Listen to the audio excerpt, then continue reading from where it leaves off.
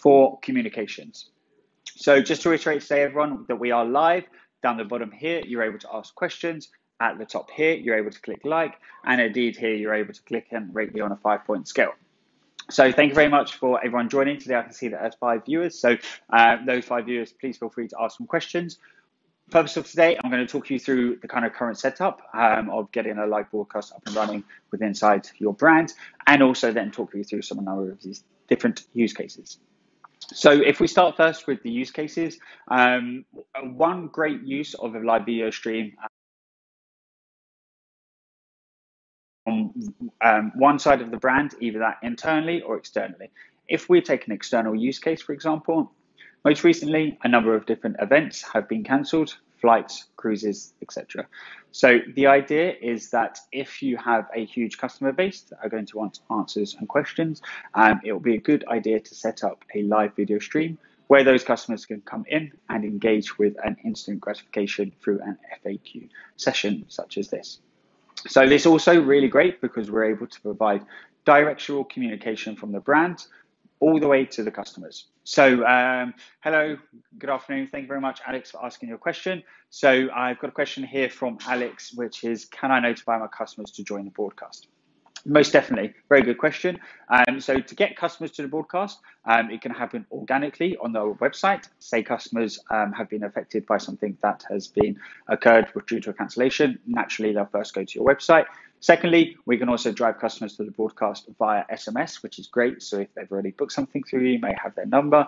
Additionally, we can supply email links with inside email, as well as banners, etc., to capture customers. Anywhere, basically, you can place a CTA that would launch the WISP system.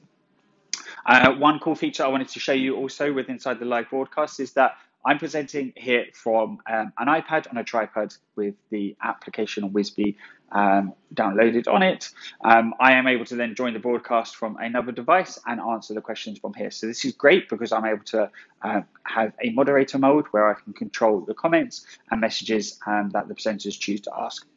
So thank you very much, Helen. I've also got another question coming through from her, which is like, do I download an app or add a JavaScript to my website?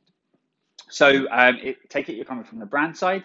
In terms of the experience running on any web page, it requires a JavaScript. So we can do this in 2 ways. One way is by uploading the JavaScript onto your existing domains. And also, secondly, we're able to provide a subdomain through wisp.live, which has a quicker turnaround, and we can get it up and running very quickly for specific campaigns, for example.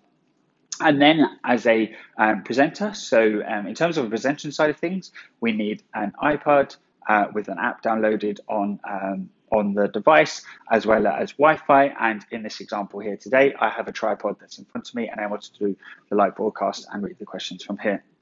So great. I've got another question here from James. So good afternoon. Welcome, James. Can other viewers see my questions? Very good question. No, they can't. The way that the experience works is that customers' questions can only be viewed by the presenter.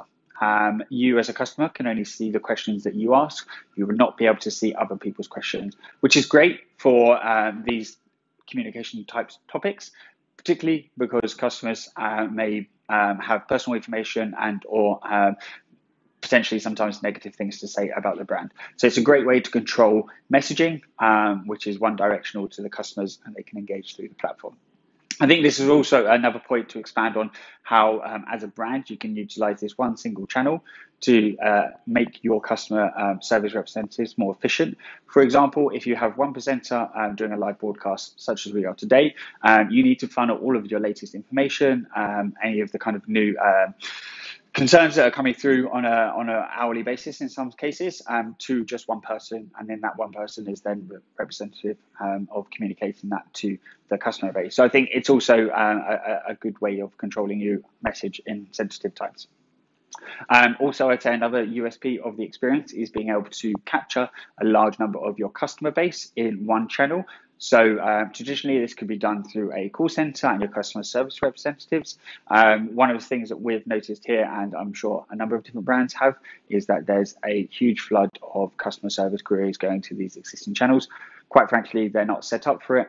It's very expensive and it takes up too much time and resources from within inside the brand. So, guys, thank you very much for joining today. That's the end of the broadcast. So I just want to hope that I answered everyone's questions today. If I didn't ask your questions, please feel free to get in touch with the brand, and then I'll be able to get those answers and responses back to you today. So thank you very much, guys. Have a lovely day and see you soon.